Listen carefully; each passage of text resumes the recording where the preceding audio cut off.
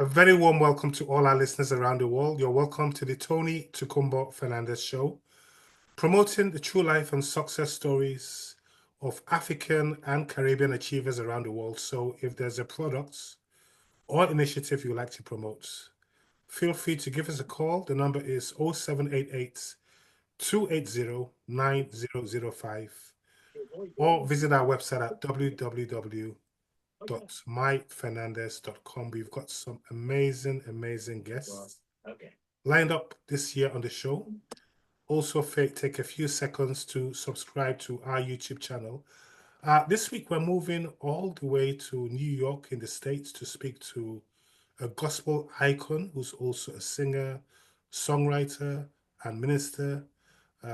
Household name in Jamaica, doing amazing stuff. So, Judith Gayle, is such a pleasure to meet you for the first time. How are you doing today? I'm doing great. Thanks. It's an honor to be on your show. I'm doing great. I give God thanks. Just came in from church. Yes, I'm a pastor of a church, so church was over and I had to rush home. I'm like, oh my God, it's 4:15. Beautiful. And I know our listeners around the world are dying to know much about you this evening. We're 4 hours ahead of you in the UK. Oh. But for the benefit of all the listeners around the world, because we have many gospel listeners tonight, can you just tell us a bit about yourself, your background, and the things you're most passionate about in life? Well, my name is Judith Gayle. As you all know, I'm from the island of Jamaica, man. Yes, born in Jamaica, now living in the United States of America. Um, as for me, I love the Lord with everything inside of me, to be honest with you. And I realize that loving the Lord will cost you some stuff. So it has cost me some stuff, but I just keep moving, just keep making sure that God gets the glory out of my life all the time. In terms of those stuff, what are kind of the challenges and the hurdles you faced along the way in the gospel world? And how has it changed you as a person? Well, the world is different from the church. And so, therefore, things that I used to do in the world is not things that I can do now as a Christian. You have to live a sacrificial life unto God. You have to, stay away from, certain things you used to do when you was in the world. It has been an interesting and an exciting journey at the same time because once we were sinners, God take us in, we surrender to Him. There are ways about us that, we really find it comfortable when we were living in sin. And so, therefore, the challenges are there as we begin to grow in God. We find out that we have to shed off some things, and these things, they were a part of our lives, but now we have to give them up. And so that's where the challenge comes in. But if we, like the Bible said, if you're willing and obedient, you will eat the good of the land. So therefore, as for me, I had to just surrender to God. And even in surrendering to God, the enemy will still come back and try to pull you backward. But I guess by now, after 20 something years, you know that I am a seasoned one. And so he will still fight, but I keep pressing on. Keep on pressing on and being a seasoned Christian. Um, when and how did you find your calling? And how did it change you as a person? Wow. Well, okay, let me go back a little bit. I was a hotel singer. We call, like it's called a cabaret singer. So I used to sing in the hotel to entertain the tourists that comes to Jamaica in some of Jamaica's most prestigious hotels. And I remember one evening I came home and I was sitting on my bed and I started crying, but I didn't understand why I was crying. There was just this, like I felt lost. And what I did, I sat there and I heard a voice said, pray. But as for me, during those times, even though I grew up in the church and used to go to Sunday school and all these things, I kind of stopped praying. I only pray when I wanted something. And so that day I sat on my bed, and when the voice said pray, I didn't want to, but there was a tug, and I got up from the bed, went to the bedside, and while I was standing at the bedside, my encounter was like this. I felt like someone came behind me and knocked me in my knees. from behind and I fell on the ground. That was when I actually believe in the scripture that says every knee must bow. And I fell on the ground and I was weeping even more. And I remember I held on to the bed and the sheet, pulled the sheet over my head, and my words were, "Help me, God." And that's how it all started. And now here you are today, living the word in actions and in words, and through singing, songwriting, making a very, very profound impact around the world. How important would you say the prayer of gratitude is in life in being a more fulfilled person? Well, gratitude is a must. We must be grateful. And when I said, "Help me, God," and I can remember, a lot of things that had happened because during that journey from accident to all kinds of stuff started happening. I had to be grateful to God to make sure that, He's the source of who I am. And so a prayer of gratitude to God is very important. We have to be grateful. We can't be like that 9 lepers. We have to be like the one that come back to God and says, "Lord, I thank you." And that's my life. I always have to come back to God, even in this time, and say, "God, I thank you for always allowing me to escape all the plans of and the traps of the enemy."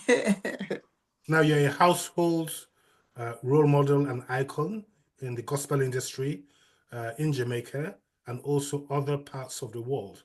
Looking back now in a very successful career in the music industry and role in the ministry, what would you say are your most proudest achievements to date?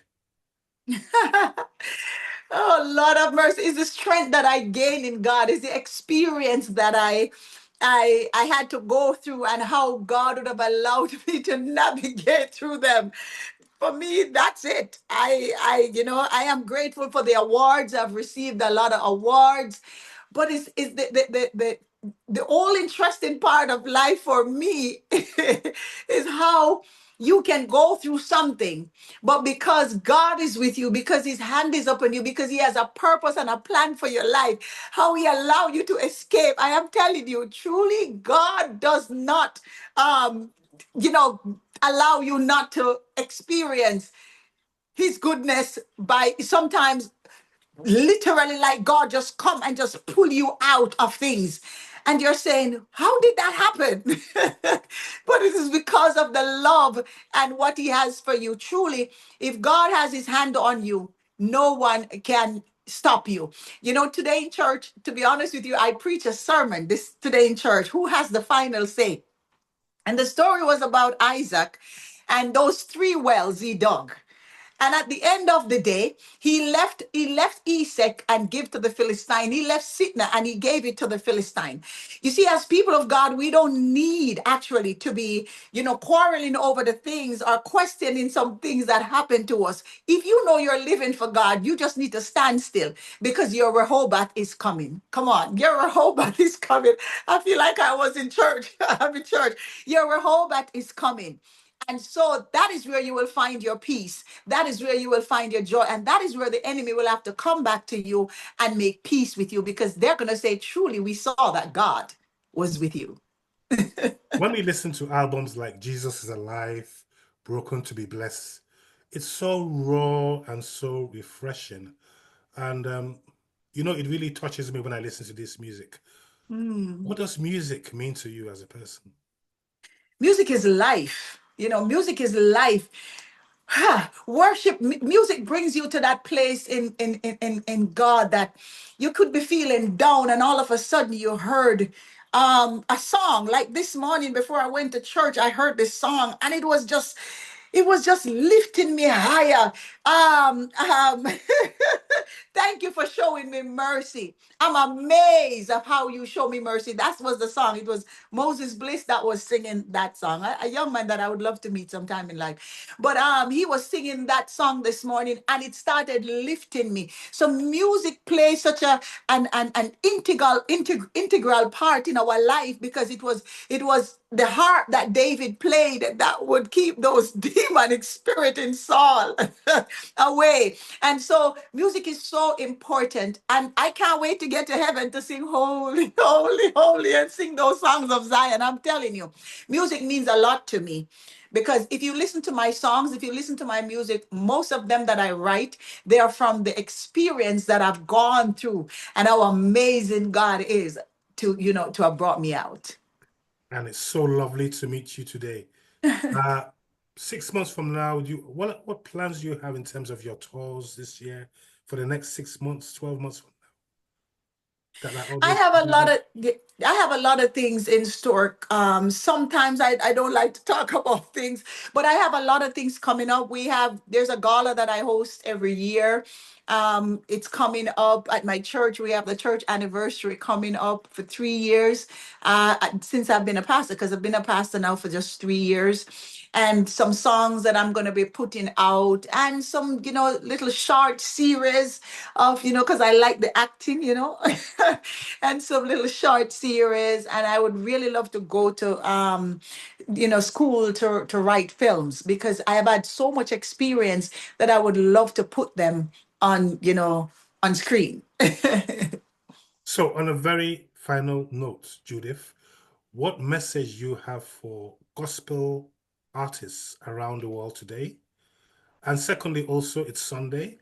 What message do you have for people of faith around the world today as well?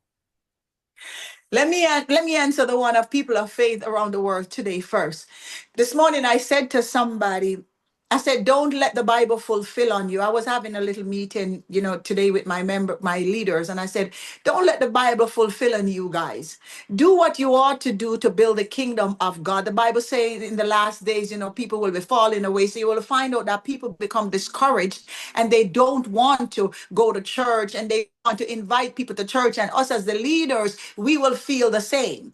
And so I said, don't let the Bible fulfill on you. Whatever it takes for you to press on to the mark for the prize of the high calling in Jesus Christ, press on. Don't give up. Don't quit. Don't give the devil no room to come into your life. When it comes to gospel artists, all I have to say, the time of entertainment is over. Whatever you're doing in this dispensation, if you're writing, if you're penning a song, make sure that it is coming from the throne room of heaven, so that when you begin to sing and you hear the crowd applauding you, at the end of the day, you will understand that God gave you those words, and he allowed the musicians to put the melody to it. Make sure it is giving God the glory all the way. Make sure that God is pleased with all of us lives. And it's so lovely to see you today. Keep up the amazing work, and I hope to speak to you soon. And Thank God you so bless much. you always so much. God bless you. Thank you so much. Thank you so much.